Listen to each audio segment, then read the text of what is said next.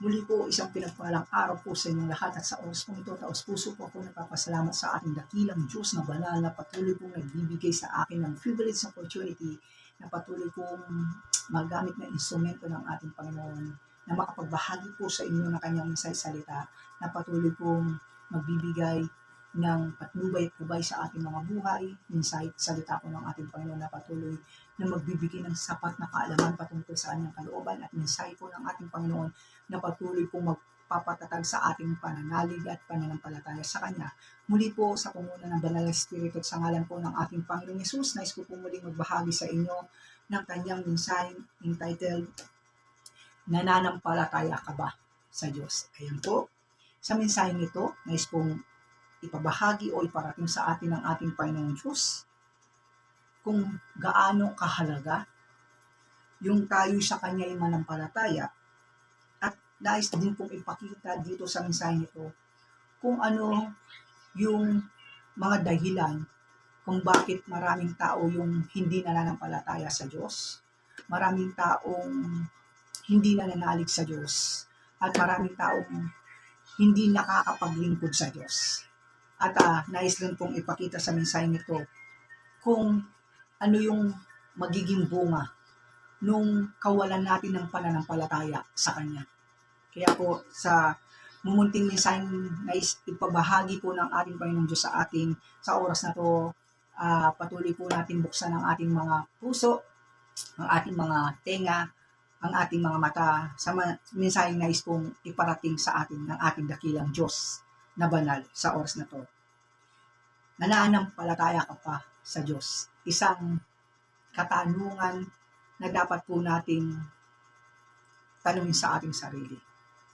Di po ba? Kasi marami sa atin sa panahon nito na dahil po nag-church sila, dahil po sila ay nakakakilala sa Diyos o alam nilang may Diyos, ang akala po ng iba ay tunay na silang nananampalataya sa Diyos.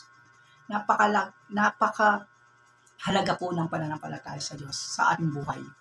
Kasi po, ito po ang unang requirements ng ating Diyos sa atin, yung magkaroon tayo ng pananampalataya sa Kanya. Sapagkat po, sa pananampalataya, magsisimula lahat. Kapag po kasi may pananampalataya tayo sa Diyos, madali po tayong makapaglingkod sa Diyos. Madali po nating magawa yung kalooban ng Diyos kapag po tayo ay may pananampalataya sa Kanya. Kaya, dito lang po makikita po natin kung tayo po talaga ay tunay na sumasampalataya sa Diyos.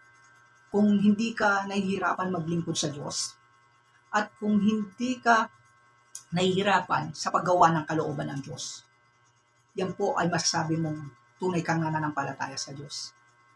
Pero kung sinasabi mong nananampalataya ka sa Diyos, pero hirap na hirap kang maglingkod sa Diyos, hirap na hirap kang gawin yung kalooban ng Diyos, diyan po nyo mababase at malalaman na hindi naman po kayo tunay na sumasampalataya sa Diyos. Sapagkat yung mga tao talagang nananalig at nananampalataya sa Diyos, kung babasahin po natin yung Bible, magmula kina Moises, kina Abraham, doon po mababasa nyo yung faith po nila sa kanila, faith po nila sa Diyos, ay sobrang makikita po natin ayon sa kanilang mga gawa. Ngayon po yung faith ng tao, binabase na lang po sa salita, di ba? Kapag panay Lord, Lord, Lord, akala nila nananampalataya na sila talaga sa Diyos, di po ba? Doon na lang po nila binabase, ay mahal ko si Lord. Pero hindi naman po siya nakakapaglingkod ng tama sa Diyos, o hindi niya naman po nabibigyan ng right time si Lord. Hindi nga po siya makapanalangin, di po ba? Tapos sasabihin niya, I believe in God, I trust in God. Pero hindi po natin madideceive si Lord. Sabi nga sa kanyang salita, kung ano man po yung mga ginagawa natin, sinasabi natin, alam po ng Diyos yan. Hindi po natin mapapaniwala yung Diyos na tayo nga ay tunay na sumasampalataya sa Kanya. Bunga lang doon sa mga sinasabi natin. Kaya po, bakit po maraming tao sa panahon natin, yung mga taong hindi po talaga sumasampalataya sa Diyos o hindi po talaga nakapagbibigay ng oras o hindi po talaga naibibigay yung buhay nila sa Diyos. Ito po yung mga kadahilanan bakit maraming tao yung mga walang pananampalataya sa Diyos. Number one, because they enjoying sin. Ayan po. Ito yung mga taong nag-i-enjoy sa kasalanan. Kaya po, hindi po sila nagkakaroon ng time, hindi po sila nagkakaroon ng desire na paglingkuran yung Diyos sa kanilang buhay because they enjoying sin. Kasi po, ang mga taong nag-i-enjoy sa kasalanan, posible po na maibigay po nila yung buhay nila sa Diyos. Dahil tandaan po natin, kapag ang buhay natin ay sinuko natin sa Diyos, automatic po yun. Kapag tayo po ay nananampalataya nga sa Diyos, automatic po yun na kailangan po nating sumunod sa kanyang kalooban. Kaya maraming tao ang talagang hindi naman talaga sumasampalataya sa Diyos.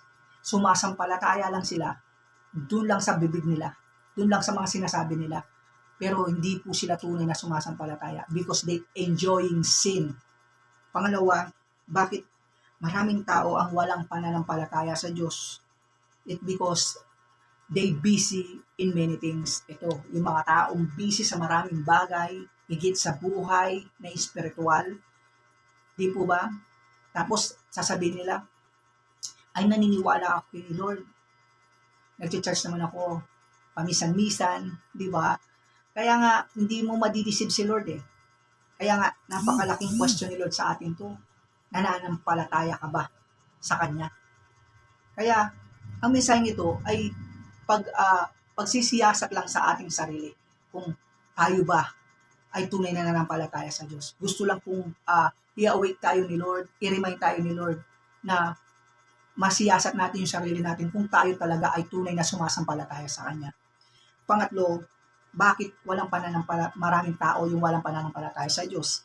Dahil ang katotohanan ay hindi naman po sila naniniwala sa Diyos. Yan po ang katotohanan.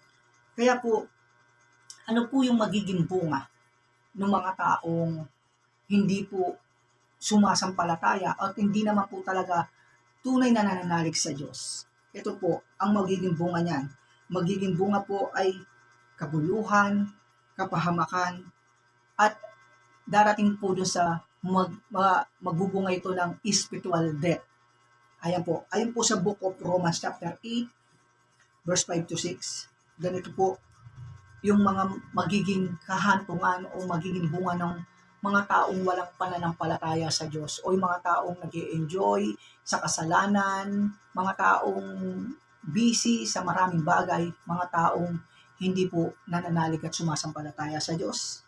Ganito po ang nasulat sa Book of Romans chapter 5 ay verse 5 to 6, ang mga namumuhay ayon sa hilig ng laman ay walang pinapangalagaan kundi ang mga bagay na ukol sa laman, ngunit ang mga namumuhay ayon sa Espiritu ay nagpapahalaga sa mga bagay na espiritual, at ang pagsunod sa hilig ng laman ay naghahatid sa kamatayan, ngunit ang pagsunod sa Espiritu ay nagdudulot ng buhay at kapayapaan. Yan po, yung mga tao daw na binibigyan ng halaga, yung patungkol sa buhay espiritual o yung mga taong nananampalataya sa Diyos, ay magbubunga po daw ito ng kapayapaan at buhay na walang hanggan. Ngunit yung mga taong hindi po sumasampalataya sa Diyos, yung mga taong hindi binibigyan ng oras ang Diyos sa kanilang buhay at mga taong hindi naniniwala sa Diyos, ang magiging dulot nito ay kapahamakan, kaguluhan, at kamatayan. Kaya po sa mumuting minsan yung pinagtulo po sa atin ng ating dakilang Diyos na banal sa oras na to, nawa po ay na-awake po tayo at nasiyasat po natin ang ating sarili na matanong natin sa ating sarili kung tayo ba ay tunay na sumasampalataya sa Diyos. Kaya po sa mumuting minsan yung pinagtulo po sa atin ng ating dakilang Diyos na banal, patuloy pong ibinabalik ko sa Kanya lahat ng papulit, pasalamat, pagdakila at sa dakilang ngalan po ng ating Panginoong Yesus. Amen. God bless all.